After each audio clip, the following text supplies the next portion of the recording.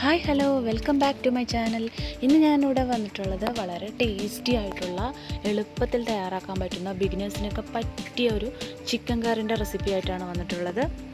വളരെ ഈസി ആയിട്ട് നമുക്കിത് തയ്യാറാക്കിയെടുക്കാം. നാടൻ രീതിയിൽ തന്നെ നമുക്ക് ഈ ചിക്കൻ കറി തയ്യാറാക്കിയെടുക്കാം.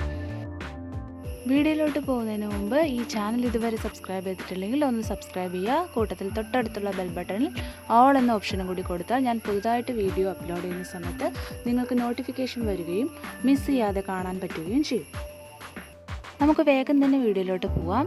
ആദ്യമായിട്ട് നമുക്ക് ചിക്കൻ കറിക്ക് വേണ്ട ഇൻഗ്രീഡിയൻസ് പറയാം.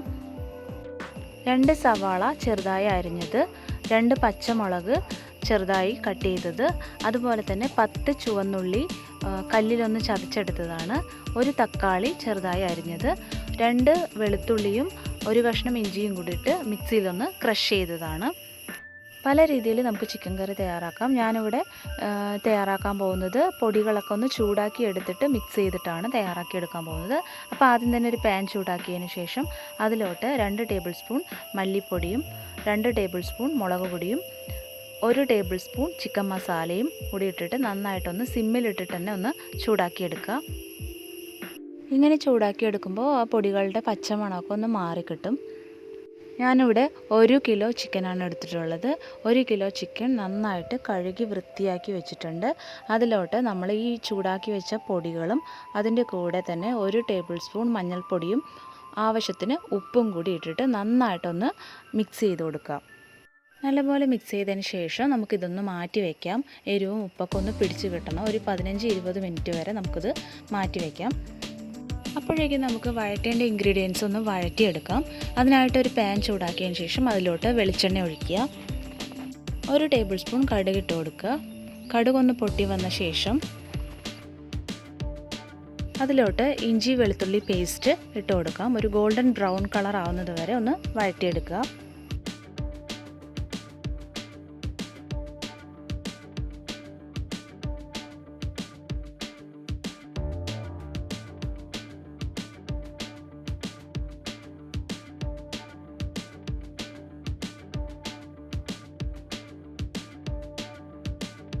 ഇഞ്ചി വെളുത്തുള്ളി ഗോൾഡൻ കളർ ആയിട്ടുണ്ട്. അതിനുശേഷം നമുക്ക് ചതച്ച് വെച്ച ചുവന്നുള്ളി ഇട്ട് കൊടുക്കുക. നല്ലപോലെ ഒന്ന് വഴറ്റിയെടുക്കുക. ഓരോ ഇൻഗ്രീഡിയൻസ് നമ്മൾ ആഡ് ചെയ്യുമ്പോഴും അത് നല്ലപോലെ വഴറ്റിയെടുക്കുക. ഒരു ഗോൾഡൻ കളർ ആവുന്നത് വരെ വഴറ്റിയെടുക്കുക.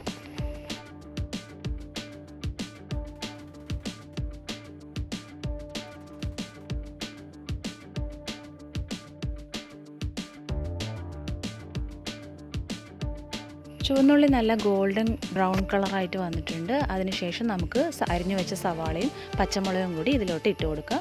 തക്കാളി നമുക്ക് ലാസ്റ്റ് ഇട്ട് കൊടുത്താൽ മതിയാവും.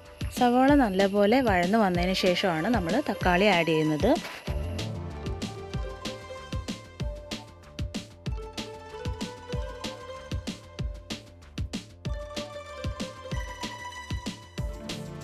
ഇപ്പോൾ സവാള നല്ല ഗോൾഡൻ ബ്രൗൺ കളറായി വന്നിട്ടുണ്ട്. ഇനി നമുക്ക് തക്കാളി ആഡ് ചെയ്യാം. ഇനി ഇത് നല്ലപോലെ മിക്സ് ചെയ്ത് കൊടുക്കുക.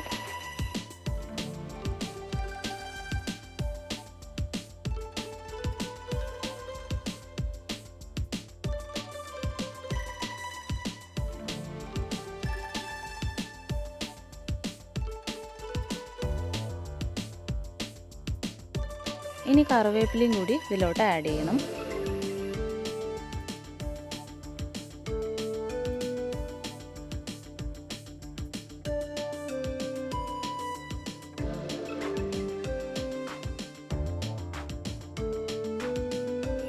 ഇപ്പോൾ നല്ലപോലെ എല്ലാം കൂടി മിക്സായിട്ട് വന്നിട്ടുണ്ട്. എല്ലാം കൂടി നന്നായിട്ട് വഴന്ന് വന്നിട്ടുണ്ട്. ഇനി ഇതിലോട്ട് നമുക്ക് ചിക്കൻ ആഡ് ചെയ്ത് കൊടുക്കാം. ചിക്കൻ ആഡ് ചെയ്തതിന് ശേഷം ഒരു 5 മിനിറ്റ് എല്ലാം കൂടി നന്നായിട്ടൊന്ന് മിക്സ് ചെയ്യണം. എങ്കിൽ മാത്രമേ അതിൽ തക്കാളിയും ഉള്ളിയും എല്ലാം കൂടി ചിക്കനിൽ അതിൻ്റെയൊക്കെ ഒരു ടേസ്റ്റ് ചിക്കനിലോട്ട് കിട്ടുകയുള്ളൂ. അപ്പോൾ ഒരു 5 മിനിറ്റ് നന്നായിട്ട് ഒന്ന് ഇളക്കി കൊടുക്കുക. അതിന് ശേഷം നമ്മൾ വെള്ളം ഒഴിച്ചിട്ട് വേവിച്ചാൽ മതി.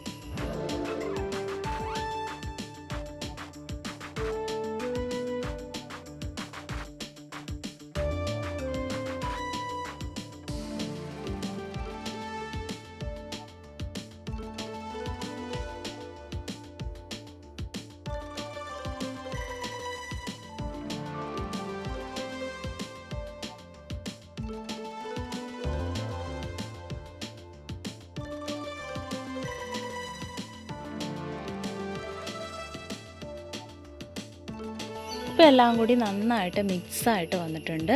ഇനി നമുക്ക് വെള്ളം ഒഴിക്കാം. ആവശ്യത്തിന് വെള്ളം ഒഴിച്ചിട്ട് നമുക്കിത് വേവിച്ചെടുക്കാം. ആവശ്യത്തിന് വെള്ളം ഒഴിച്ചതിന് ശേഷം നമുക്കിത് അടച്ച് വെച്ചിട്ട് വേവിക്കാം.